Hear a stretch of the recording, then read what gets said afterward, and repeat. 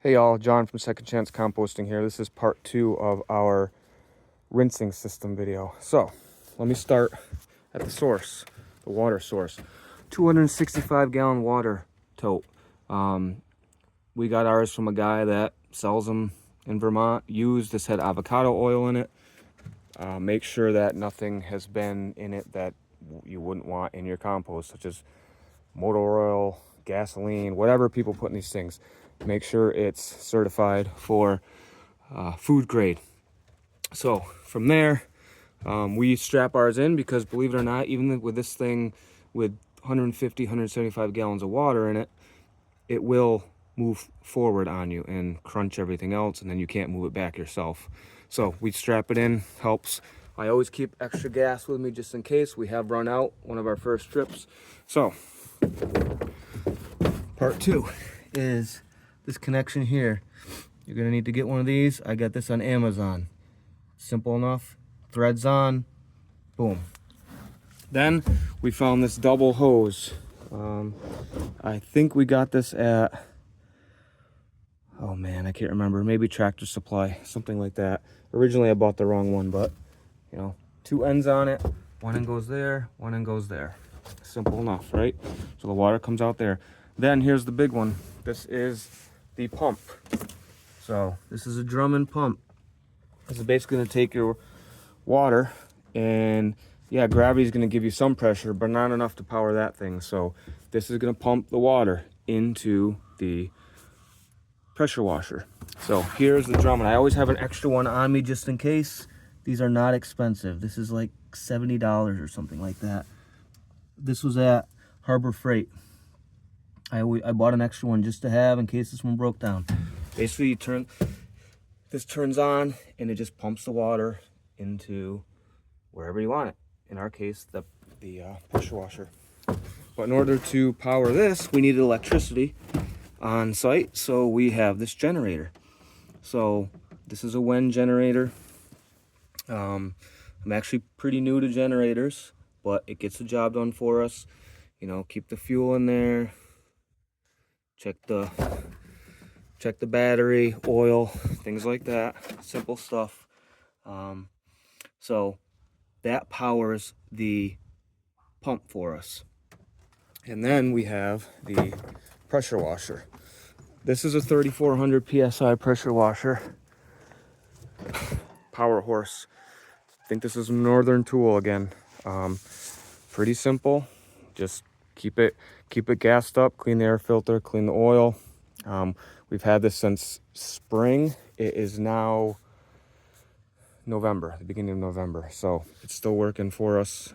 We changed the oil the other day. The oil didn't look great, but for the amount that this thing costs compared to how many bags we would have had to buy, it offsets itself very quickly. All right, so that's kind of the system. So what happens is we get one of our totes, and then we have this here. I don't have a tote with me, so I'm not gonna be able to do it, but basically we latch our tote onto that, lift it up. It dumps into the trailer. Let me show you. So it dumps into the trailer there, and then that would actually be holding the tote onto it, upside down. And then basically we step up here on the back of the trailer box, and we turn everything on, and we spray it. And at the end, when we get on site, we just dump everything all at once and then spray the trailer out after. So we just did that. So we dumped it here, right? And then we turned the pressure washer on again, open these doors, and we sprayed it out. So you're left with, that's a little bit of mud for my feet. Other than that, no smell, no food scrap, happy neighbors, good life. So that's the system. In the winter, we're gonna have to do a little bit more, just because this is gonna have to have a cap on it, which I bought. We're gonna have to have a heater back here so the water doesn't freeze. And we also bought a hot pressure washer because this would freeze up immediately and we'd be without a way to do this. So we're working on that system now. I will update when we have that. Make sure your connections are tight. Sometimes water comes out of here. We also found that when we start it, if this is fully on, sometimes it won't feed into the pressure washer correctly. So I actually start this with the pressure washer a little bit loose, and the water will spray out of here, but it will also get this nozzle gun to spray. And once it's spraying, you can tighten it back up and it will work fine. But we did have a couple times where everything was on, but the pressure washer was not getting the water because we had tightened this too tight too early. So leave that a little loose when you start. It will spray out a little bit, and then tighten it after you know that the pressure is going to be there and spray. So I can actually show you how this works. Just give me 1 second. So what we do is every time, first we turn the water on. You never want to run this stuff without water running through it. You'll burn it up. Water goes on. Then the generator goes on. That makes sure the pump is running. Then we turn the pressure washer on. Then we spray our stuff. And then in order to turn everything off, we do the opposite. Pressure washer goes off, generator goes off, water gets closed, done. So let me find a way to set this video up, and I'll show you how this works. Let's see if that works. Can you see what I'm doing there? Kind of, I guess.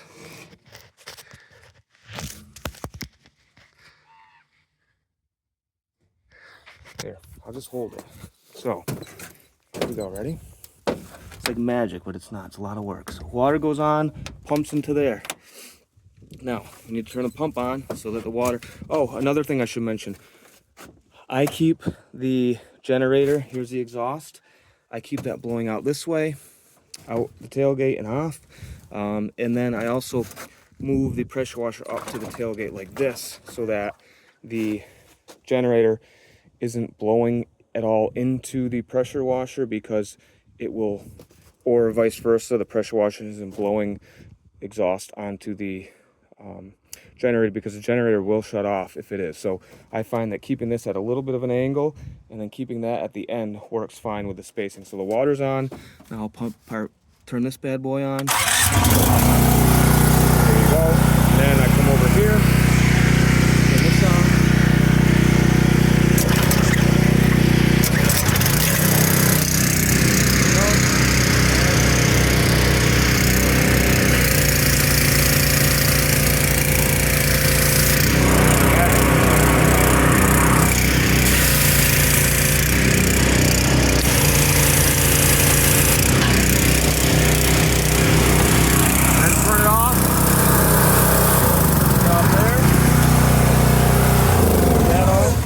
Pump goes off, turn the water off. I move everything back in.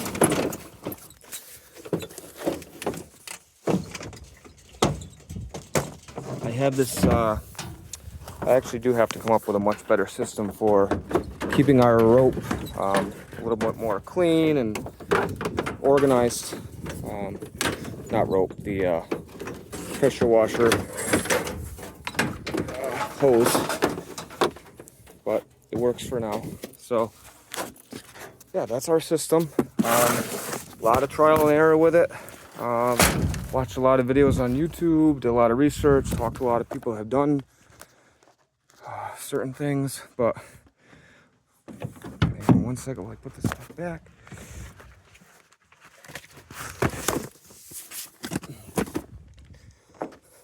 So again, the 3400 PSI gets the job done.